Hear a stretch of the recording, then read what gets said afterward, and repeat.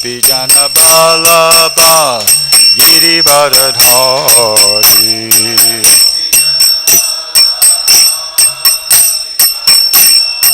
Yasodanandana Bhajajana Ranjana Yasodanandana Bhajajana Ranjana Yamuna Tiravanachari Yamuna Tiravanachari Jaya Radha Madhava Kunja Bihari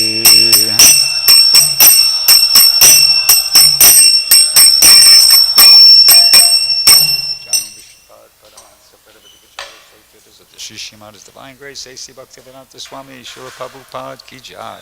ISKCON BBD Founder Acharya, Srila Prabhupada Ki Jai. Jayam Vishnupad, Paramahansa Padavajagacharya, Stota, the Shishimad, His Divine Grace, Bhakti Siddhanta Saraswati, Goswami Maharaj Ki Jai. Ananta Gauri Vaishnavrinda Ki Jai. Namacharya Shri Haridas Thakur Ki Jai. Prem Se Kaho Shri Krishna Chaitanya Prabhu Nityananda, Shri Advaita Giridhar, Shri Vasudeva Gaura Bhakta Vrinda Ki Jai. Shri Shri Radha Krishna, Go Gopinath, Shamakunda, Radhakunda, Gidigopadan Ki Jai. Vrindavan Dham Ki Jai. Navadvip Mayapur Dham Ki Jai. Ganga Jamuna Mai Ki Jai. Tulasi Devi Maharani Ki Jai. Samaveda Bhakta Vrinda Ki Jai. Harinam Sankirtan Ki Jai. Brihat Madanga Ki Jai. All glories to the assembled devotees, all glories to the assembled devotees, all glories to the assembled devotees. All glories to Sri Sri Guru Gauranga, all glories to Srila Prabhupada. Om Namo Bhagavate Vasudevaya. Om Namo Bhagavate Vasudevaya. Om Namo Bhagavate Vasudevaya.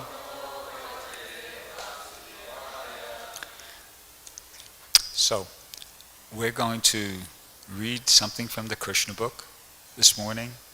I'm also going to read a little something from the preface of the Nectar of Devotion and something from a couple excerpts from lectures that Prabhupada gave, and just make some comments in between. So, the first thing I'll do is I'll read from the Krishna book, and I'll kind of lead into the story a little bit.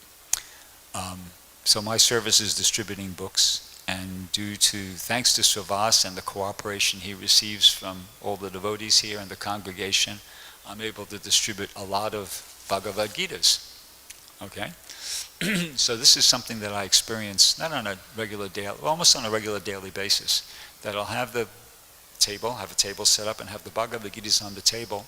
And it's quite common for somebody, student, faculty, anybody, somebody, you never can tell who's going to be.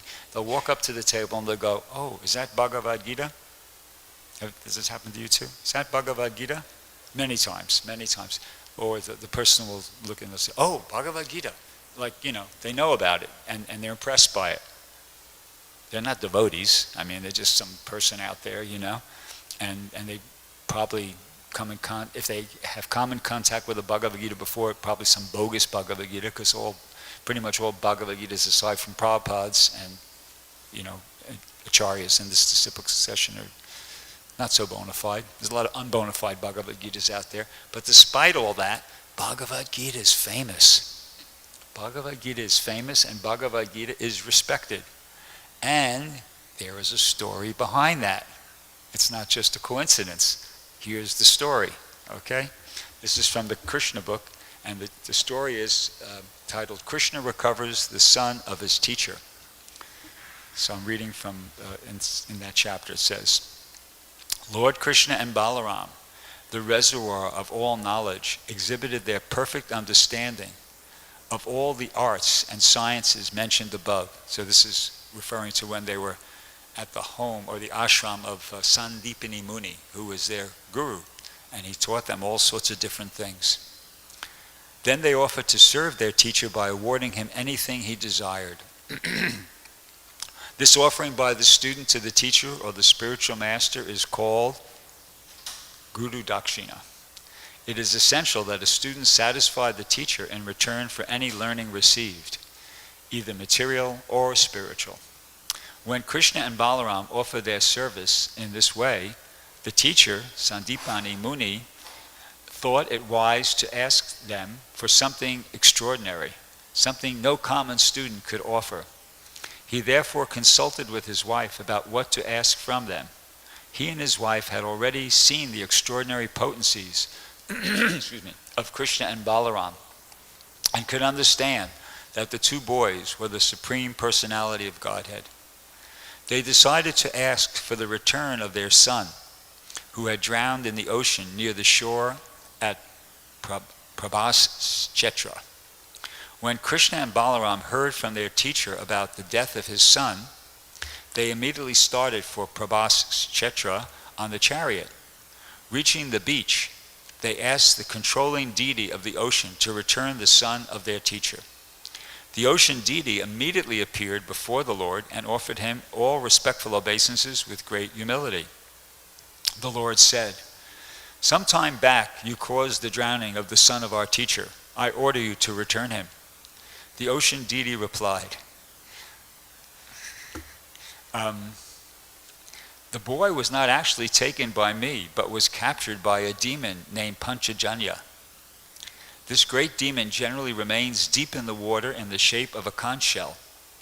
The son of your teacher might be within the belly of the demon, having been devoured by him." The reason I was smiling is it's just so far out with the Krishna book. It's like just reading about here's Sandipani Muni. He knows he's got two disciples, and he knows that they're the Supreme Personality of God and his brother.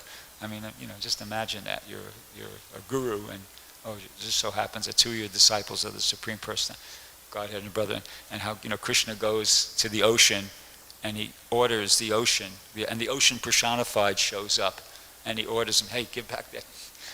It's just such a far out worldview, picture of reality. Anyway, it says, on hearing this, Krishna dove deep into the water and caught hold of the demon Panchajanya. He killed him on the spot, but could not find the son of his teacher within his belly. Therefore he took the demon's dead body in the shape of a conch shell and returned to his chariot on the beach of Prabhas Chetra.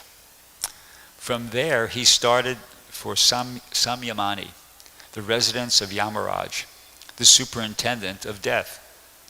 Accompanied by his elder brother Balaram, who is also known as Halayuda, Krishna arrived there and blew on his conch shell.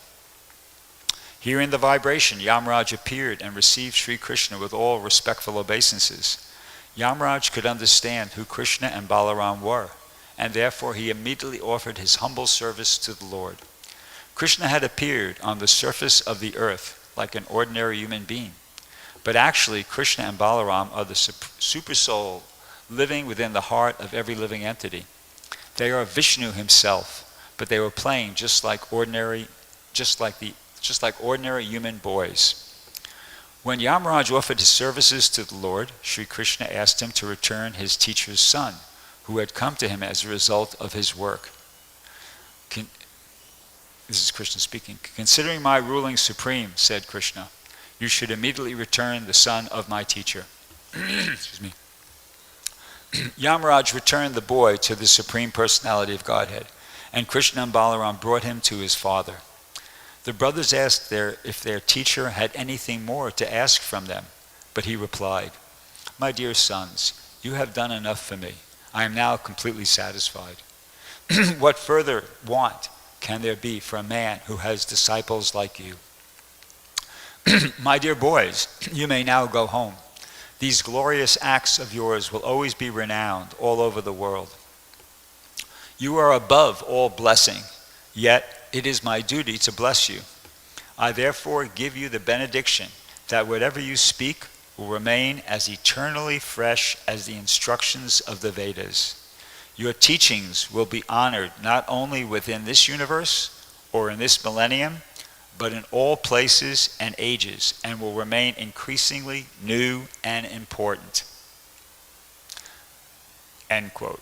It says, due to this benediction from his teacher, Lord Krishna's Bhagavad Gita is ever increasingly fresh and is renowned not only within this universe, but in other planets and other universes also.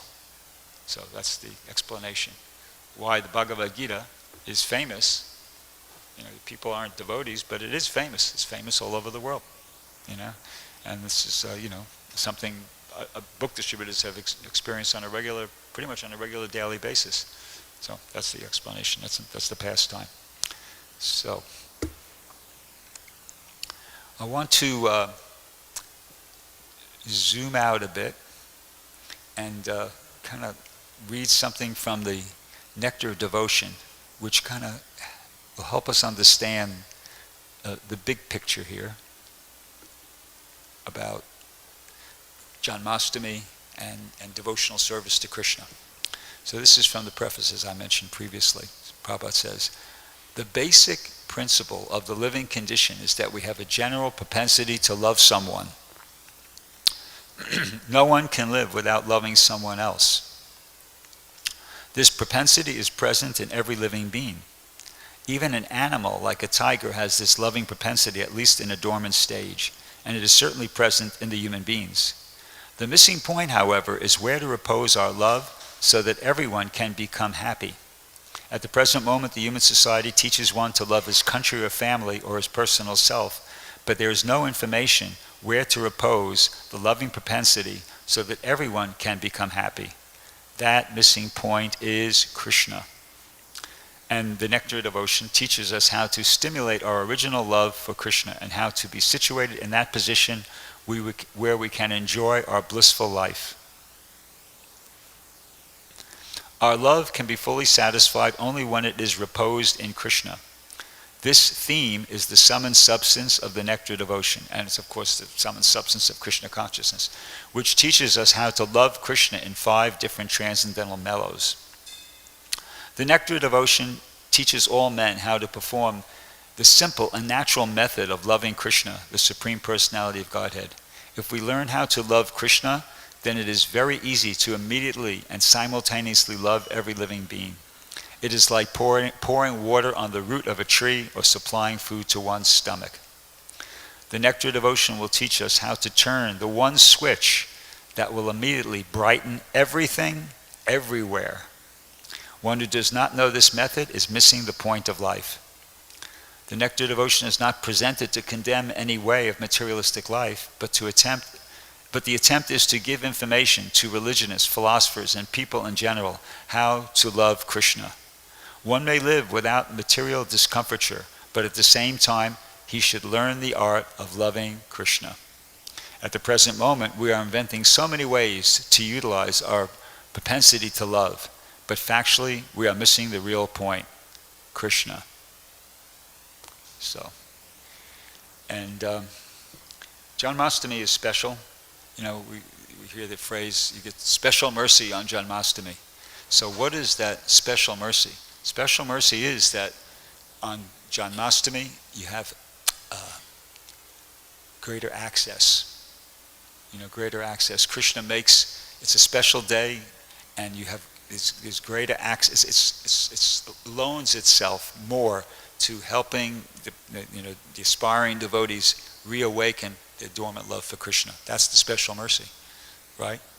That's the special mercy. So, let's see here, going back. Okay, so now I want to read something. This is an excerpt from a letter. No, sorry, this is an excerpt from a lecture and that Prabhupada gave in New York, 1970. And so at the end of the lecture, Govinda Dasi asked the question. She said, could you describe Krishna's pastimes as a cowboy whenever he goes out in the morning with the cowherd boys? Prabhupada. He says, yes. You have no experience here in your country. But in India, we have got experience how in the morning the cowboy takes some food from the mother, and with the cows he goes to the field.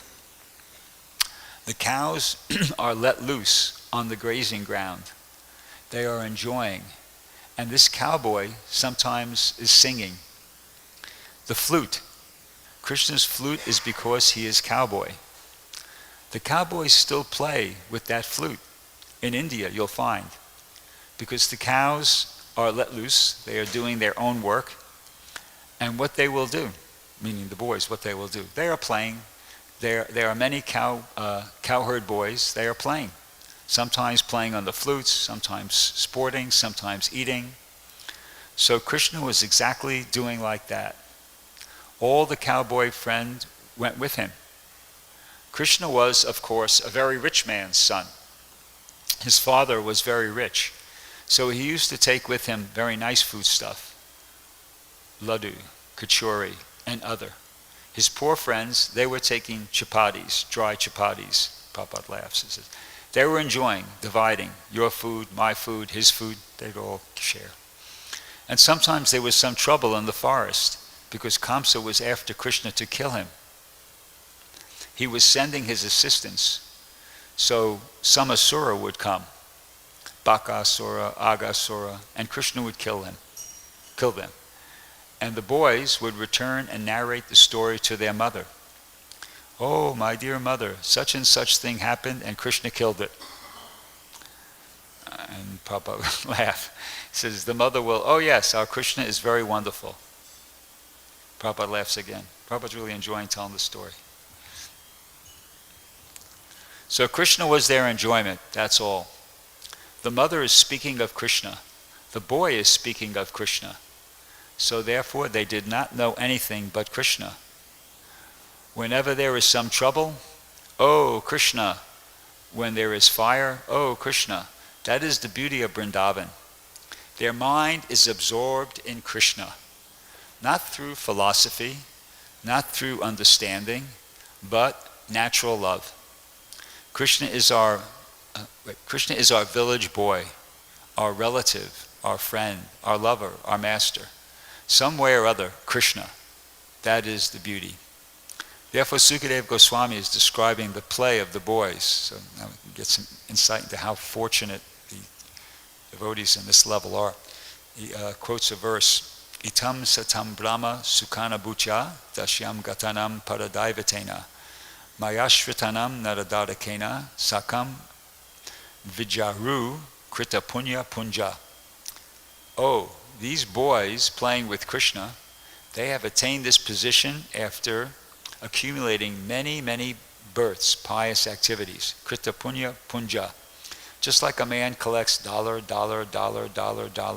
and one time he amasses money, say millions of dollars. Similarly, Sukadeva Goswami is describing that these boys who are playing with Krishna, they have amassed their pious activities for millions and billions of births. Because with whom they are playing? They're playing itam brahma sukkana bucha satam. That's the stalwart philosophers who are after Brahma Sukha, Brahmananda. So that Brahmananda is here, Krishna. And dasyam gatanam paradaivatena. And for the devotees, he is the Supreme Lord. Mayashritanam naradadakena. Those who are covered in Maya, for them he is ordinary human boy. And with him these boys are playing. They have amassed pious activities for many, many millions of births. Otherwise, it was not possible. They do not know Krishna is God. They do not know. But their affection for Krishna is so great and nice that it is inexplicable. That's their position.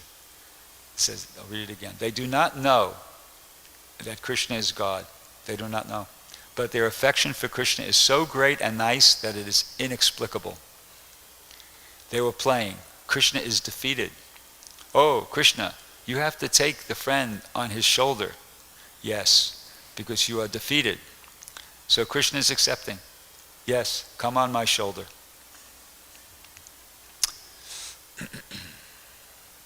So this Krishna Leela, that is also one who tries to understand.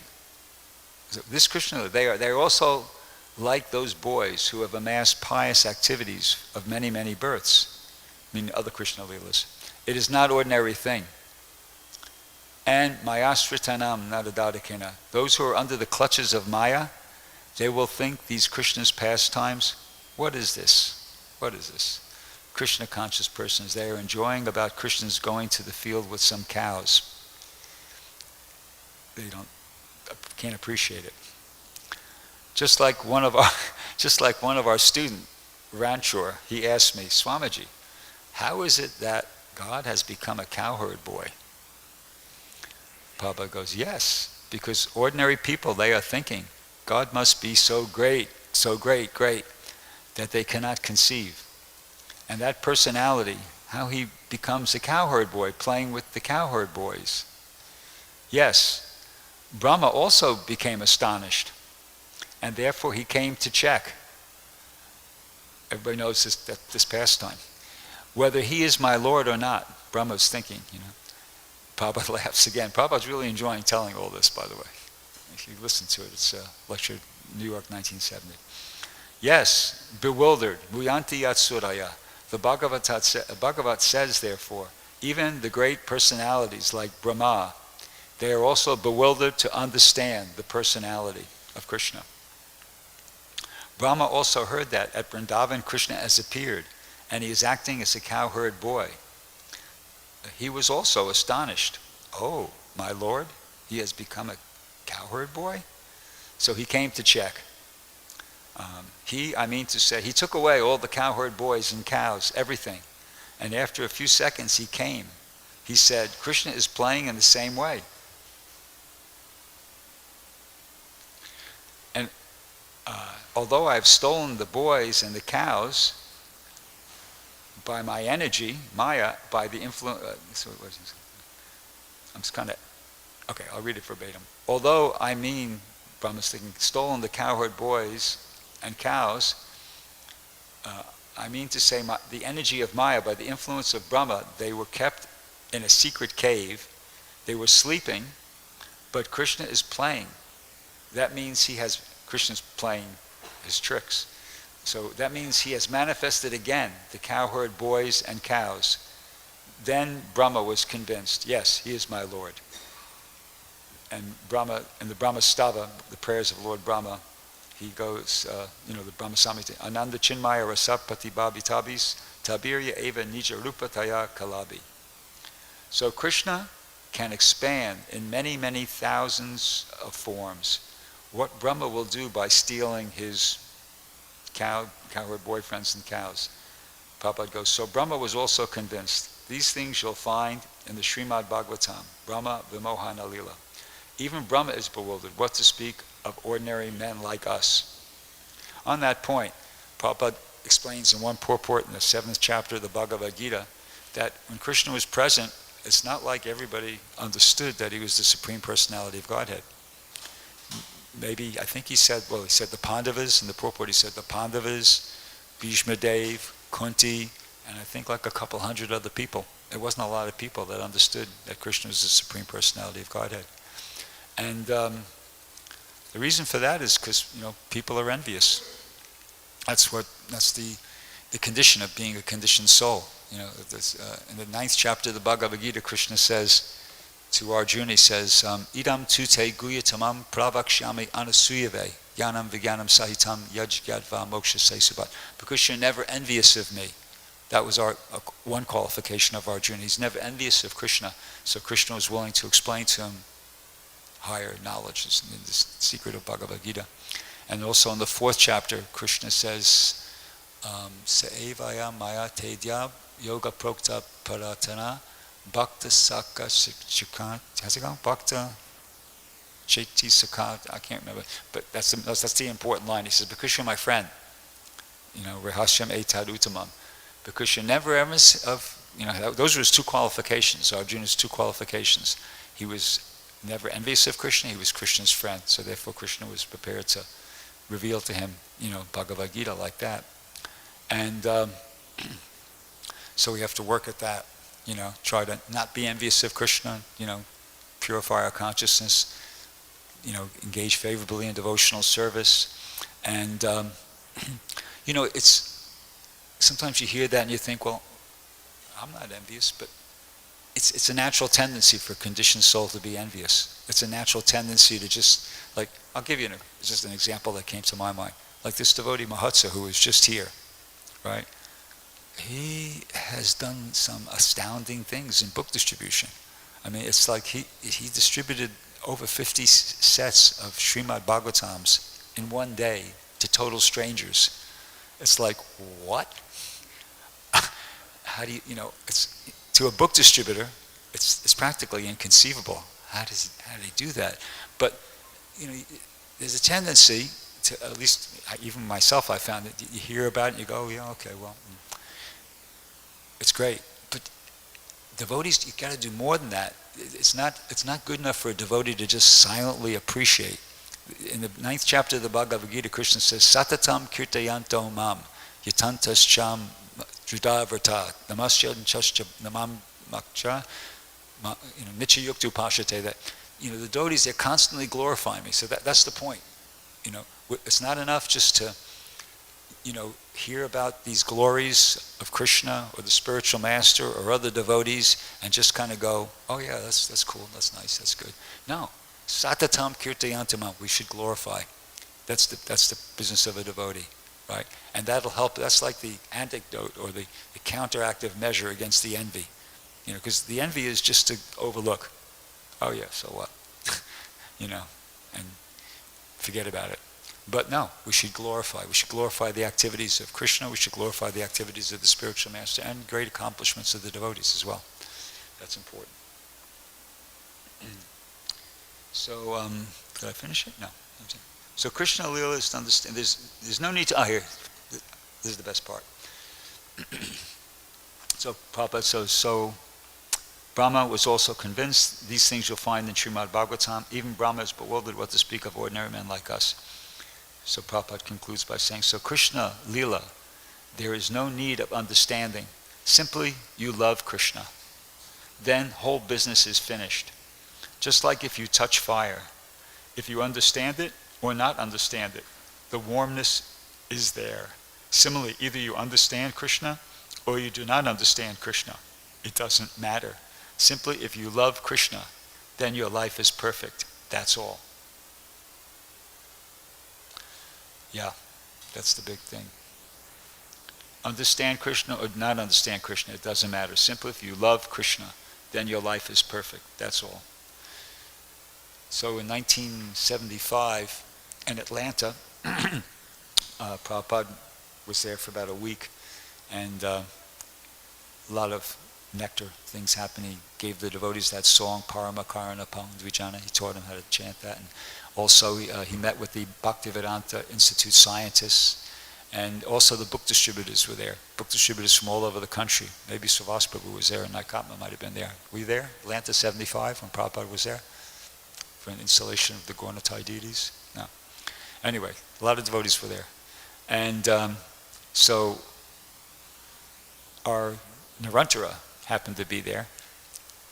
He was part of the group of devotees that was there. And this was towards the end of the visit. Prabhupada was giving a Sunday feast lecture. And so at the end of the lecture, there was questions. Prabhupada was very liberal with his time, and he entertained a lot of questions from guests, from devotees. At one point towards the end, Nirantara plucked up the courage and raised his hand and asked a question. He said, Prabhupada, what pleases you the most? And he himself admits that he was kind of expecting, as probably so many devotees were expecting, that Prabhupada was going to say something about book distribution, because dozens of book distributors were there from all over the country.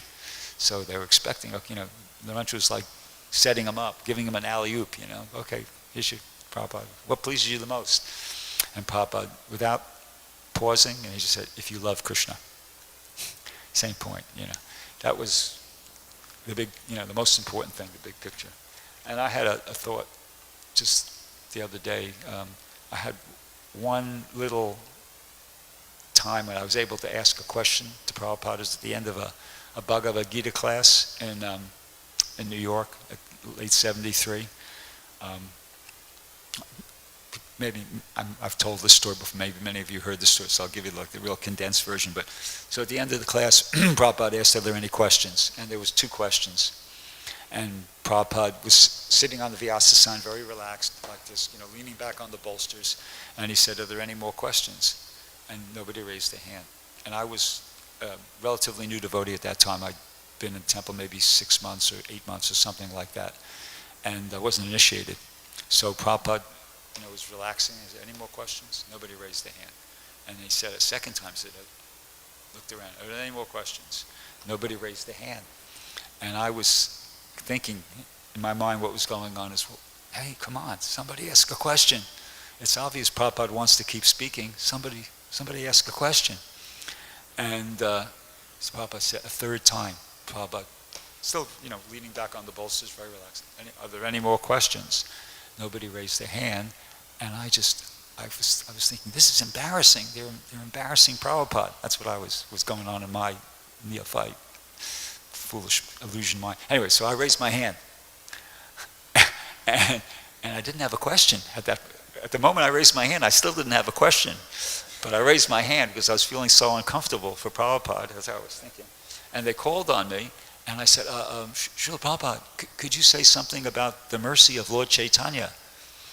And I guess I didn't speak up loudly and clearly enough, because Prabhupada looked over at his secretary, who was a devotee named Shruti Kirti, and he was standing about from here to where the Matajis are, Prabhu. And he looked over him like, as if I couldn't hear what Prabhupada said, but from the facial expression I could understand, Prabhupada was going like, what did he say? So he looked over him like, what did he? So Shruti Kirti came right up to him, leaned up right next to his ear there, and he repeated something to him. He said something. I asked Shruti Kirti maybe 10 years ago when he was here, do you remember? He didn't remember anything. But he said something to him, and then Prabhupada, whatever he said to him, Prabhupada sat up very straight. He was relaxing. He sat up very straight, and he said, Padam Vijayate Sri Krishna Sankirtanam. So continue doing Sankirtan, and you'll be victorious. And I was like, what? What hit me? I didn't know if I was being chastised or what, because he said it very forcefully, and I was like bewildered. What just happened? Did I get chastised or what? And a devotee came up to me and said, "Oh, congratulations, Bhakta Jeff. You just got a personal instruction from Srila Prabhupada." So that made me feel a lot better. But the thing was, Prabhupada said, Padam Vijayate Sri Krishna, continue doing Sankirtan and you'll be victorious. And I've always been thinking, what did he mean by that? Does that mean I'll become the biggest Sankirtan devotee in the world at some point, or that I'll get free from the cycle of birth and death? But to be honest with you, my thinking never went much further than that. But just 2 days ago, it occurred to me, no. Victorious means you'll develop your love for Krishna. That's consistent with everything else we've been hearing. That's the what pleases Prabhupada the most. That's the goal, to develop your love for Krishna. So just a couple of days ago, that occurred to me that that's what hopefully Prabhupada meant by that. Continue doing Sankirtan, you'll be victorious.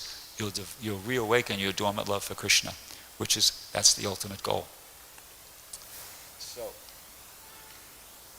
another thing that I was thinking about was every morning we chant,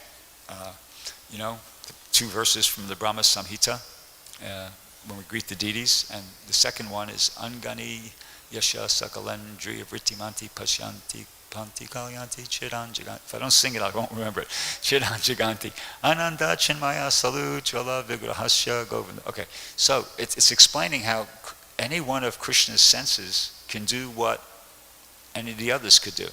So in other words, practically speaking, what does that mean? One thing it means is you can't sneak up on Krishna. Right? Just think about it. You can't sneak up on Krishna because any part of Krishna's body, take, for instance, Krishna's elbow, okay?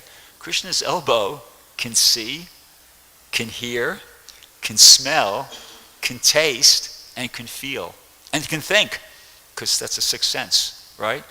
With any part of Krishna's body can do all those things. So you try to sneak up on Krishna, but unless he's totally covered by clothing, he can see you at the back of his neck. I mean, I'm trying to Krishna has a pretty far out body. And even if he's totally covered, he could hear you. You can't sneak up on Krishna. All right? And Krishna's body is Sat Chit Ananda. And I was reflecting upon that. This is leading to a bigger point that I was inspired by yesterday by Shamachandra's class. how he focused in on different parts of statements in the Bhagavatam, and he pointed out that actually, at face value, this doesn't make any sense. But if you analyze it and think about it, and go and find out what the acharyas had to say about it, then you can really understand it. So the realization I got from that, that it sparked, was we can't gloss over things. We're not meant to that word gloss over, that expression gloss over, it means superficially just kind of check out. That's not, in Krishna consciousness, we shouldn't gloss over things. If you come across something that when you read it you go, whoa, that doesn't make sense, or don't just gloss over it. Just think about it and try to understand it. And if you can't understand it, then go to some other devotee who's senior to you and say, Prabhu, I've just read this thing. I don't know how do I understand this? I can't really make heads or tails of it. It seems contradictory or whatever, And you talk about it. And that's Krishna's arrangement. Because in the 10th chapter of Bhagavad Gita, one of the most important verses in the Bhagavad Gita is Matchita Madgata Prana Bodhayantas Parashparam Katayantas Chamam Nicham Tushanti Charamanticha. So it says, the pure devotees, their lives are surrendered unto me, like that. They derive great satisfaction and bliss, enlightening one another and discussing about me. You see? So Krishna's pleased. That's an arrangement. Don't gloss over things. You read something that you don't quite understand, make a note of it, think about it yourself, and then go talk about it with the senior devotee. And Krishna will reveal. That's Krishna's arrangement. He reveals himself like that through the devotee. And that's another point that I wanted to make. Let me get back to the...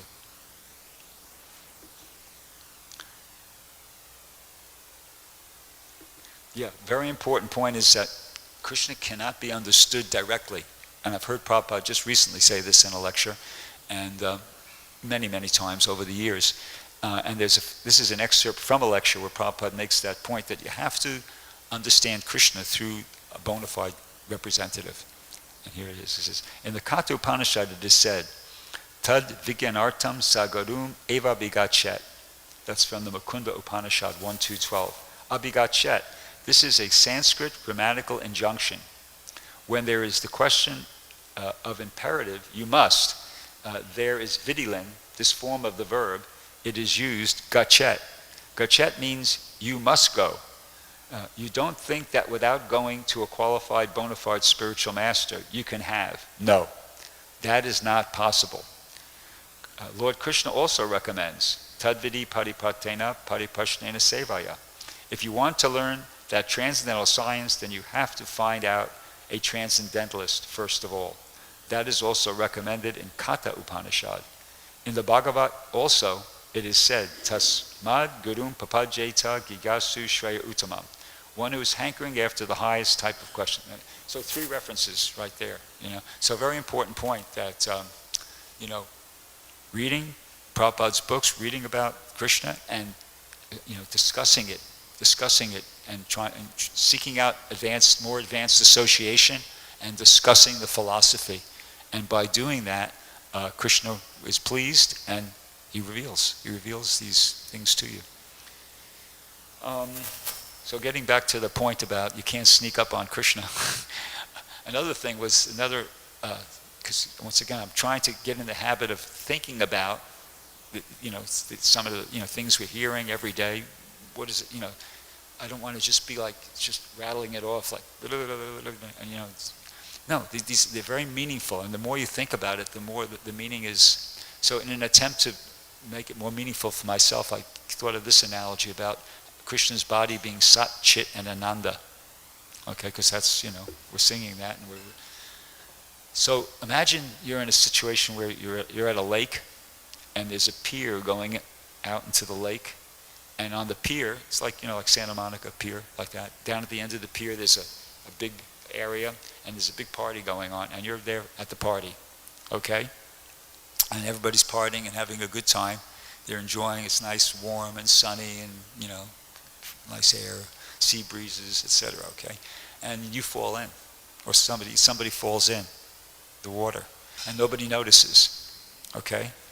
So meantime, the party's going on, everybody's continuing to enjoy, but the person who's fallen in, they go under the water, and depending upon how dirty or clean the water is, and depending upon how deep they go, they're not going to see light. In other words, like if the water's really dirty, within 10, 20 feet, they're in total darkness.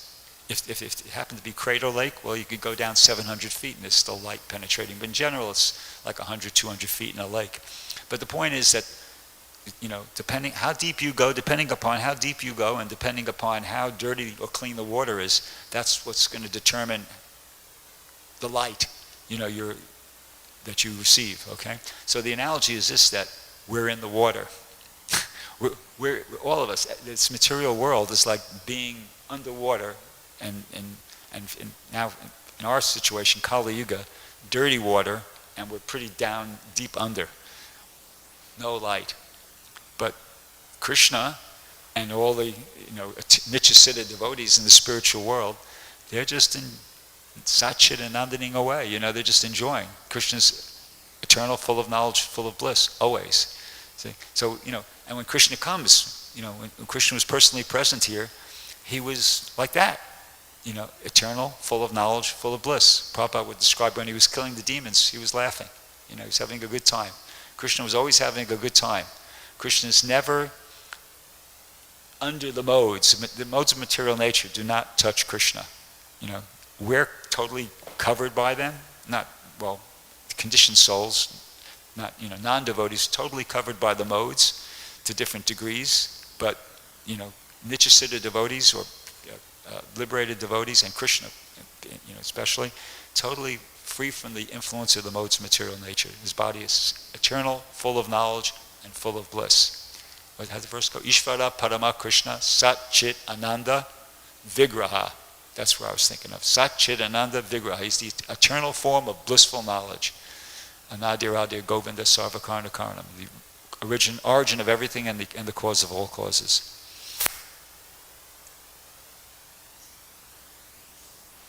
And another thought, I still have time, yeah, about Shamachandra's making this point yesterday about, he says, what is a devotee's life? It's prayer. He said, because, devotee's life is prayer. We come at Mangalarti, we're chanting a prayer. At Guru Puja, we're saying a prayer. In between, we're chanting the Hare Krishna mantra. That's a prayer. So we're praying. And I was thinking about how, but it's totally necessary. The analogy came to my mind about just like if you try to learn a musical instrument, or you want to learn typing, or what else? I have another example here.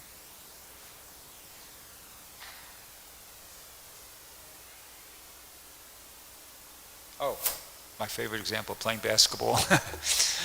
But anything you're trying to learn, you got to practice. Like when you go to, I remember when I was a kid, I tried to learn how to play the accordion, and they just kept giving me these scales. It was just, there's one scale after another, and I was like, oh man, why don't I get to play some pieces, But you have to do the scales to develop the manual dexterity to be able to, play the piece properly when you get it. Same thing with typing. They teach you, don't look at the keyboard. You have to memorize the keyboard and type without looking at the keyboard. And at first it's hard, you're going to make a lot of mistakes, but you got to stick with it and do that, and then you'll know how to do it. Then you'll be able to type 100 words a minute once you get it down. But if you're always looking at the keys, then you're going to be, your growth is stunted. Same thing with basketball. They teach you, when you dribble, don't look at the ball. You got to just don't look at the ball. It's going to be hard at first. You're going to make mistakes. You're going to get the ball stolen. But in the long run, so it's like that in devotional service. We have to, do the basics. The prayers. Just like scales or dribbling or learning memorizing the keyboard on the typewriter, and it becomes second nature. It becomes second nature, and then once it's second nature, then we can, that's from that point you can go onto Raganuga Bhakti, But first we have to do seriously the practice, and then when the praying and all this becomes, remembering Krishna becomes like second nature, then we're ready to enter into higher stages of devotional service. So it's super important that we, take these practices seriously, that we're doing on a regular daily basis. Don't just kind of like, oh yeah, I got to do this again. No, get into it. Get into the practices, because then that's what's going to make us eligible to be, ready for a higher devotional service, the higher rasa, higher levels of devotional service.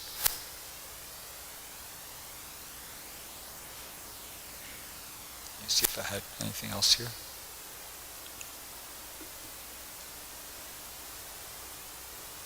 Well, I guess I can conclude. Let's see, what time is it? I can't see the time. The flowers are in the way. 37. Okay, I'll kind of read one more thing. This is an excerpt from a lecture Prabhupada gave, and it says, so Krishna is so powerful that even when he was 7 years old, he could raise the hill, Govardhan Hill, on the top of his little finger, left hand, like this. So we worship such kind of God. We don't want petty God. We want God like that. When he was on the lap of his mother, and Putana came to kill him by sucking her breast, so Krishna sucked her breast and life both. This is Krishna. God is not made, manufactured, that by meditation one becomes God. It is not like that. God is God from the very beginning, always God. Whether he is a small baby or as a young man, God, and then Prabhupada goes, God never becomes old. So Krishna showed all these demonstrations just to attract us, just to let us know what is God. You are puzzled about God, you are speculating. Somebody is saying there is no God, somebody is saying there is this, there is that, but here is actual God. So you see. And if you want God, then come on. I have come to take, and meaning Krishna is saying, come on, I have come to take you back home, back to Godhead. And actually one final thing, because since we're on this pastime of Putana, there's a very, Prabhupada would, when he brought up that pastime, he basically made 2 points. That Krishna, even as a baby, he knew how to kill Putana, and another point he would is mentioned in relation to the pastime of Putana is the extreme mercy of Krishna, that Putana came with the intention to kill Krishna, but she got liberated. She didn't get punished. You think somebody would? She didn't get punished. She got elevated. She got liberation, and she didn't just get Sayuja Mukti. She became. She got Vatsalya Ras. She became like a nurse, an assistant of, Mother Yasoda, whatever, in the spiritual world.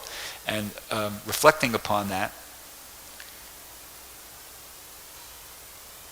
Uddhava had this to say. This is from the 3rd canto of the Bhagavatam. He says, alas, how shall I take shelter of one more merciful than he who granted the position of mother to a she-demon, Putana, although she was unfaithful and she prepared deadly poison to be sucked from her breast. Purport. Here is an example of the extreme mercy of the Lord, even to his enemy. It is said that a noble man accepts the good qualities of a person of doubtful character, just as one accepts nectar from a stock of poison. Lord Krishna accepted the motherhood of Putana because she pretended to be an affectionate mother, allowing Krishna to suck her breast. The Lord accepts the least qualification of the living entity and awards him the highest reward. That's a very encouraging sentence. The Lord accepts the least qualification of the living entity and awards him the highest reward. That is the standard of his character. Therefore, who but the Lord can be the ultimate shelter? So, I could stop there. Does anybody have any? Yeah, please.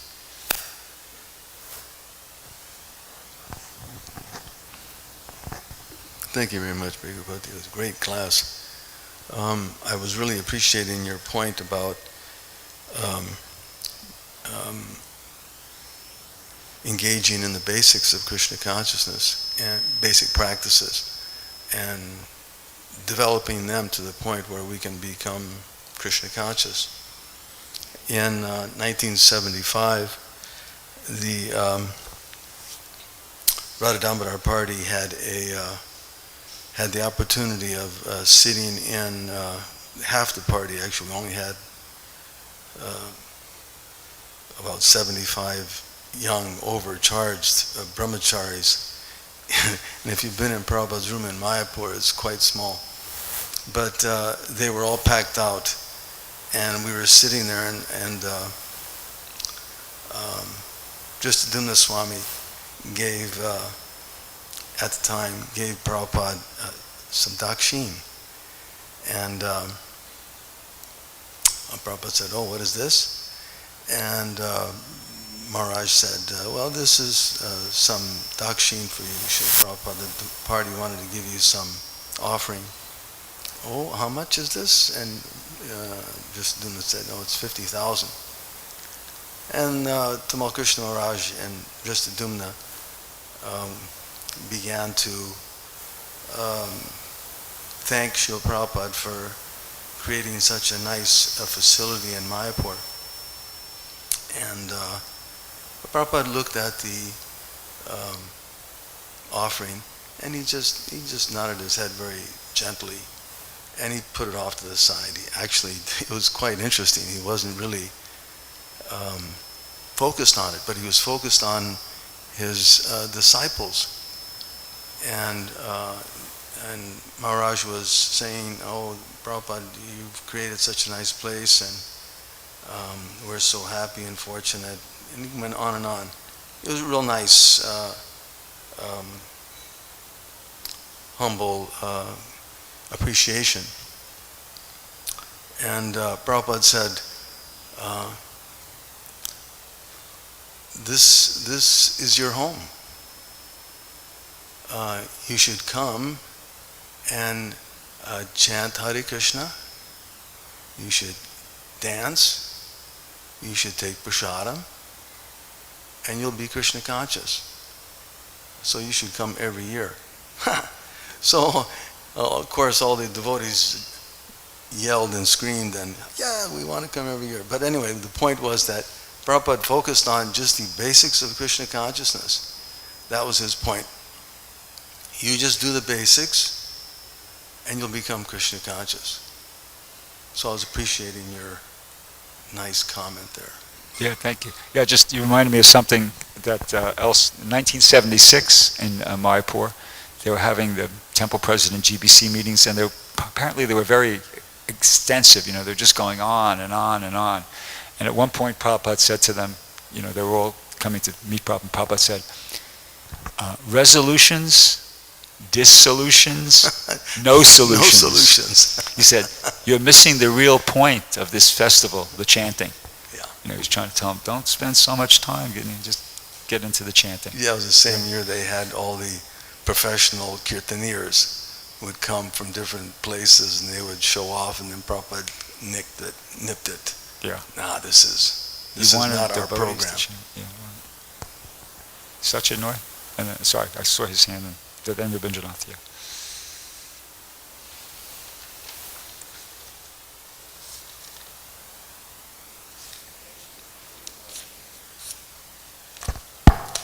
I was reflecting the comment that you made that when Krishna was here in the planet, only a few devotees knew Krishna as the Supreme Personality of Godhead, the Pandavas and a few other ones. Yeah. And Krishna loves his devotees, and he likes to glorify his devotees, and the devotees do the same thing for Krishna. When King Yudhishthira was going to do the yagya sacrifice, the whole purpose of that was to actually acknowledge Krishna. He wanted that the whole universe, that everyone will know that he's a great personality, or he's the Supreme Personality of Godhead. And that's how that yagya took place, because in ordinary cases, most of the people want fame, prestige, but he was not looking for that. His main purpose was that, inviting the whole universe, all the sages and demigods. And that was the Rajasuya sacrifice? Yeah. Okay. And in another occasion also, when he went to the battle of Kurukshetra, when he was in the Kurukshetra, when the eclipse, many great sages from the whole universe came to see him. And then after some time, Krishna started glorifying them. the perfection of our life is there. We're able to see these great personalities, sages, mystics. This is the perfection of life. So he's glorifying them. And then he went to say, sometimes we see that people go to the temple and pay their obeisances to the deities, worship the deities a little bit, and then they walk away. But they disregard the Mahatmas. So if someone wants to achieve self-realization, he has to acknowledge the Mahatmas, meaning the sadhus, the saintly persons. So he's glorifying back and forth. They were glorifying Krishna, and then Krishna is glorifying them.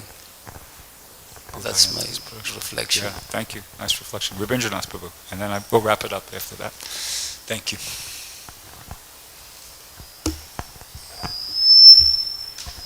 Yeah, you mentioned how one gets special mercy on Janmashtami. Yeah, that sounds nice, but could you give it a reference for that? I'll find it. I know it's true. I'll find it. I'm sure it's in the Nectar of Devotion. I'll dig it out for you. So, anybody know it off the top of their head? Okay, I'll find it. Thank you. Thank you. Raj, Srimad Bhagavatam Ki Jai.